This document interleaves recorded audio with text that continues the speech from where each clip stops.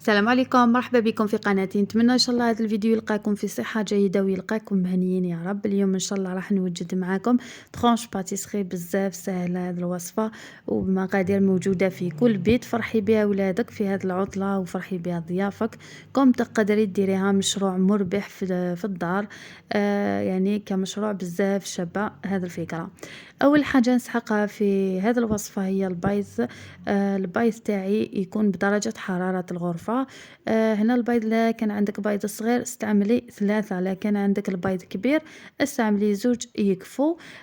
وراح نزيد معاهم كأس سكر ناقص منه 1 دوا، يعني ما ديريهش معمر. وراح نخلط بالفويه. هنا خلطي بواش تحبي تخلطي بالبغا ميكسور، تحبي تخلطي بالباتور اللي تحبيها، ولا كيما انا راني غير بيدي. المهم نزيد معاهم كأس زيت ناقص منه 2 دوا. ودايما يعني راح نستعملوا نفس الكأس اللي راح نكيلو به كامل المقادير، هكا باش الوصفة تاعنا بإذن الله تنجح وتجينا بمقادير مضبوطة. نزيد معاهم بنفس الكأس الحليب. وهنا الحليب اللي ما حبتش يعني الحليب دير القهوة، لا بغات يعني من عشاق القهوة، ولا دير العصير ولا الماء. تنسميها بلافاني. هنا انا زدت لافاني وزدت معاهم لاغوم تاع الكراميل، هذا يبقى اختياري كإضافة خاصة من عندي. درت لاغوم تاع الكراميل. وبعدها راح نجو للكاكاو. والكاكاو لازم تغربليه. درت 2 ملاعق ولا 2 مغارف كبار تاع الكاكاو، ويكون نوعية مليحة.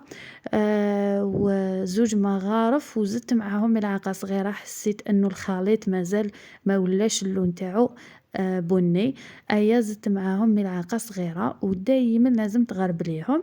بعد ما نكمل مع الكاكاو اكيد راح نزيد الفارينة دات لي كأس ونصف كأس فارينة. ولازم الخليط تاعي ما يجيش خفيف وما يجيش ثقيل بزاف. وراح تشوفوا يعني في الفيديو كي نكمل كامل نوريكم كيفاه يجي القوام تاعو هكذا. باش تنجح لك الوصفة لازم تبعي يعني المراحل ايطاب باغ ايطاب، وتزيدوا الفارينة غير بالعقل، باسكو كاين فارينة اللي تشرب، كاين فارينة ما تشربش. يعني كل وحدة وكيفاه يعني تكون دارت المقادير تاعها. ماشي انا قلت لك ديري كاس ونصف كاس يعني السور ديت انا راح تدي لك هكذاك. انت دائما الفارينه استعمليها غير بالعقل. وكما شفتوني زدت كيس خميره الحلويات. وراح نخلط ونزيد يعني بلا عقل ونشوف. هاكو تشوفوا حسيت باللي القوام مازال خفيف، زدت معاهم جبت نص كاستان من الفارينة، وراني ثان هذاك ونزيدو غير بالعقل، يعني حتى تحصل على القوام اللي نحوس عليه كما قلت لكم، ما يكون خفيف ما يكون ثقيل. المهم نزيد نغربل ونزيدو بالعقل. وهكا كما قلت لكم يعني هذه الوصفة بزاف هايلة وبزاف بزاف مليحة كمشروع. اللي حبت يعني ديرها مشروع راني شفتهم بزاف يحطوها حتى في لي سوبيغات هكا سنيوة. سنيوة كبيرة ماشي كيما انا سنيوة تاعي المقاس تاعها 30 على 25 ونحات لي 12 حبة. بصح نتيا لا السنيوة تاعك كبيرة تبدا تنحي لك اكثر، تقدري تنحي لك 24 حبة ولا. المهم جيبي سنيوة تاعك وحطي فيها الخليط هذاك وحاولي تسقميه وكامل تعدليه، ودخليها الكوشة تكوني سخنتيها مقبل، ما تدخليهاش هكاك باردة. الكوشة تاعك لازم تسخنيها مقبل وتخليها تطيب درجة حرارة منخفضة، يعني ما ديريهاش مرتفعة باش تطيب بعقلها وما تتحرقلكش وتجي هايلة.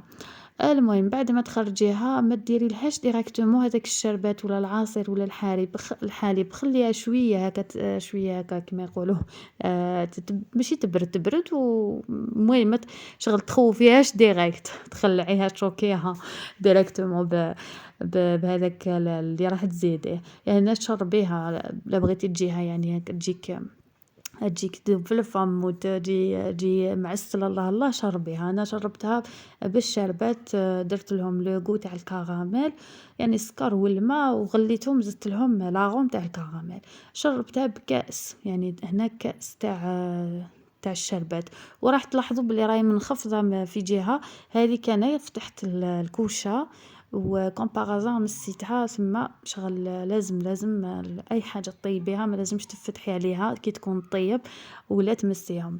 أيا غلطت في هذه بصح بعد ما نشربها ونكمل معاها نخليها تبرد، راح نوجد معاكم الشونتيي اللي هي كأس بودرة الشونتي خليته برد في الفريجيدير، زدت معاهم الماء نص كأس تاع الماء يكون ثان بارد بزاف، وملعقة تاع الكاكاو غربلته، ودرت النكهة تاع الكراميل ثاني، يعني درت لاغوم تاع الكراميل معاها، وطلعتهم بالباتور تعرفوا كامل تصنعوا لاشونتي.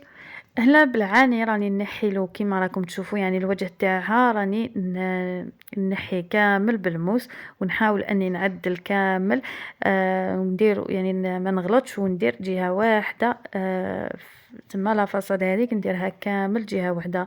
هنا راح ندير وصف زوج وصفات في وصفه، يعني درت 3 حبات بيض بالعاني باش هكا ندير تحليه تاع الكؤوس، وما نزيدش نطيب الجينواز ولا واحد اخر. المهم غطيتها بهذيك لا شونتيي وراح نزيد معاها الشوكولا، نخليها تبرد ونجيب شوكولا واحد 180 غرام هكاك، زدت 2 ملاعق حليب نذوبها في الميكرووند ولا في حمام مائي ونخليها تبرد. هنا حسب لي كنت نصور فينالمون ما كنتش نصور.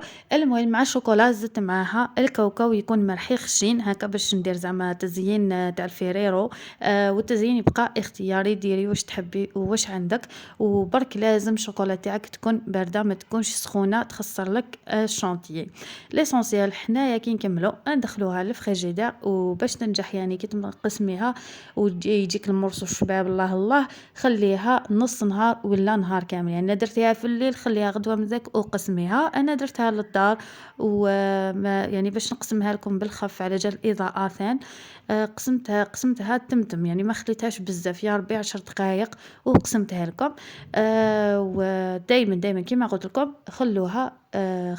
خلوها ساعه ساعتين نص نهار، كل ما خليتوها كل ما جاك المرسو شباب وشد روحه.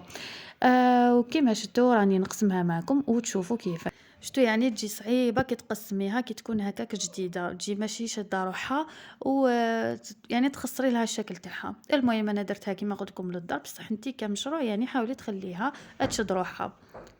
واللي عجبتني بزاف الوصفه هذه نحيت منها 2 وصفات، يعني لي طرونش باتيسري هذو وزدت منهم كؤوس التحليه اللي راح نشارك معاكم الوصفه في الفيديو القادم ان شاء الله. الوصفه جات بزاف ناجحه وجات بزاف بنينه، وعلى ضمانتي كما قلت لكم 100% تنجح لكم. جربوها ما خسرتوا والو، ونتمنى يكون الفيديو خفيف ظريف على قلوبكم. وهكا نقول لكم في فيديو واحد اخر ووصفه واحده اخرى، دمتم في رعايه الله، مع السلامه.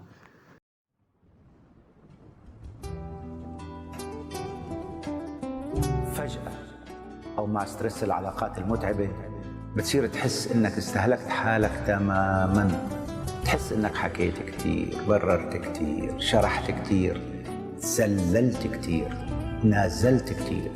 بتصير تحس إنك تعبت وإنه طاقتك بلشت تخلص وإنه صبرك يا دوب راح ينفد. وقتها بصير كلامك أقل وبتصير ما تفرق معك الأمور. وقتها بتبلش تبعد عن الناس شوي شوي وبتصير أقرب لروحك ولنفسك. وقتها تعرف إنك دفعت ثمن أشياء كان ممكن تتجنبها لو كنت أعقل